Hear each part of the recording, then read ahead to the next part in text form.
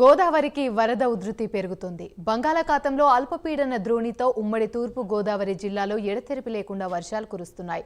Dhavaleswaram barrage నుంచి ప్రస్తుతం 80,000 క్యూసెక్కుల మిగులు జలాలను సముద్రంలోకి విడుదల చేస్తున్నారు. ధవళేశ్వరం బ్యారేజ్లో 115 గేట్లు స్వల్పంగా ఎత్తుంచారు. తెలంగాణ, మహారాష్ట్రలో భారీగా కురుస్తున్న వర్షాలకు గోదావరికి వరదొచ్చే పరిస్థితులుండడంతో అధికారులు ముందస్తుగా అప్రమత్తమయ్యారు. దీనిపై రాజమండ్రి పుష్కర్ ఘాట్ నుంచి మరింత సమాచారాన్ని మా ప్రతినిధి శ్రీరామూర్తి అందిస్తారు. బంగాళాఖాతంలో ఏర్పడిన అల్పద్రోణి కారణంగా ఉమ్మడి తూర్పు గోదావరి జిల్లాలో గత 2 రోజులుగా వర్షాలు పడుతున్నాయి. అయితే రాత్రి నుంచి కూడా భారీగా వర్షం కురుస్తున్న పరిస్థితి ఎక్కడికక్కడే ఉంది. జిల్లా వ్యాప్తంగా చూసినట్లయితే దాదాపుగా కోనసీమ జిల్లాలో సగటున 44 సెంటీమీటర్ల వర్షపాతం నమోదైంది. 44 మిల్లీమీటర్ల వర్షపాతం నమోదైంది. అత్యధికంగా సైనేటిపల్లి మండలంలో వర్షపాతం పడింది. అయితే ఇలాగ కాకినాడ జిల్లాలో చూసినట్లయితే చాలా తక్కువగానే వర్షపాతం నమోదైంది.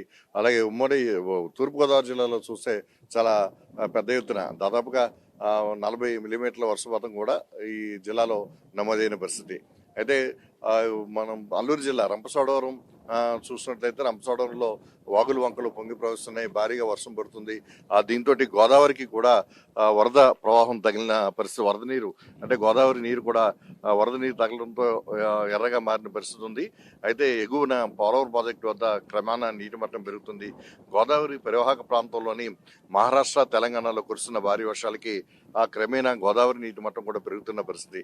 ఈ నేపథ్యంలో రాజమండ్రి ధవళేశ్వరం బ్యారేజ్ నుంచి మొత్తం 115 గేట్లను ఎత్తు ఉంచారు ఇరిగేషన్ అధికారులు. ఇక్కడ నుంచి దాదాపుగా ఇప్పుడు ప్రస్తుతం అయితే 80,000 క్యూసెక్ల నీరు వరకు సముద్రంలోకి విడుదల చేస్తున్నారు.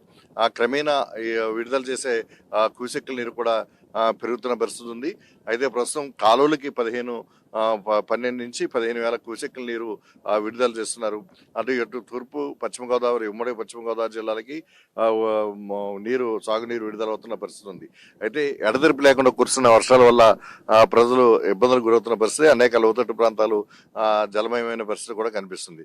అయితే వరదలు గోదావరి పరివాహక ప్రాంతాలకు కురుస్తున్న భారీ వర్షాలకి గోదావరిలో వరద ఎప్పుడు ముంచెత్తుతుందోనని అధికార యంత్రాంగం అప్రమత్తమైంది. ఒకవైపు ఇరిగేషన్ అధికారులు అలాగే రెవెన్యూ అధికారులు కూడా అప్రమత్తమయ్యారు. ఎందుకంటే ధవళేశ్వరం బ్యారేజ్ దిగువన కోనసీమ జిల్లాలోని మొత్తం దాదాపుగా 75 నుంచి 90 గ్రామాల వరకు ముంపు బారిన పడే పరిస్థితి ఉంది. అలాంటి పరిస్థితుల్లో ఎలాంటి చర్యలు తీసుకోవాలి, ముంపు ప్రాంతాల ప్రజల్ని ఎలాగా పునరావాస కేంద్రాలకు తరలించాలి, వారికి అవసరమైన నిత్యావసర సరుకులు పరిస్థితి ఎట్లా ఉంది, ఏటిగొట్లు పరిస్థితి ఎలా ఉంది, వాటిని రక్షణ చర్యలు చేపట్టడానికి ఏం చేయాలనేది జిల్లా అధికారులతోటి కోనసీమ జిల్లా కలెక్టర్ మహేష్ కుమార్ ఇప్పటికే సమీక్ష నిర్వహించి తగిన ఆదేశాలు కూడా జారీ చేశారు.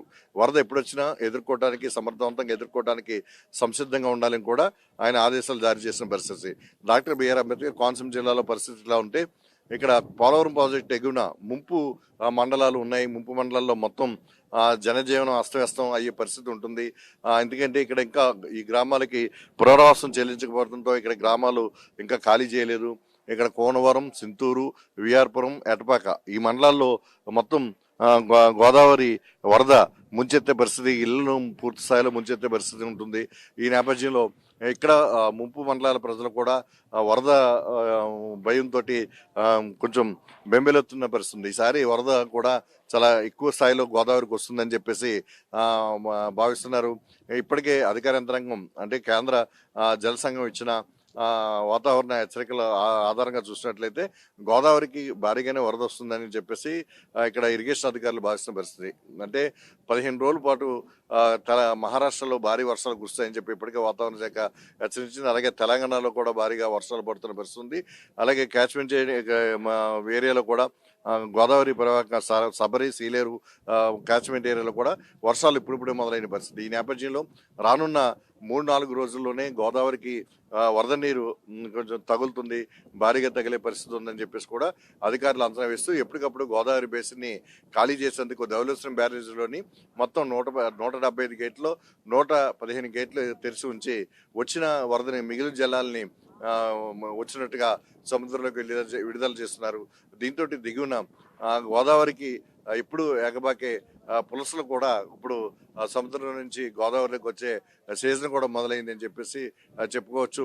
ఇది ప్రస్తుతం అయితే గోదావరి పరివాహక ప్రాంతంలో కురుస్తున్న భారీ వర్షాలకి గోదావరికి వరద తగిలితే ఎలాంటి చర్యలు తీసుకోవాలన్న దాని మీద కూడా ఇక్కడ అల్లూరు జిల్లాలోని అధికార యంత్రాంగం, అలాగే తూర్పుగోదావరి జిల్లా, డాక్టర్ బీఆర్ అంబేద్కర్ కోనసీమ జిల్లాల అధికారులు, కలెక్టర్లు కూడా అప్రమత్తమైన పరిస్థితి.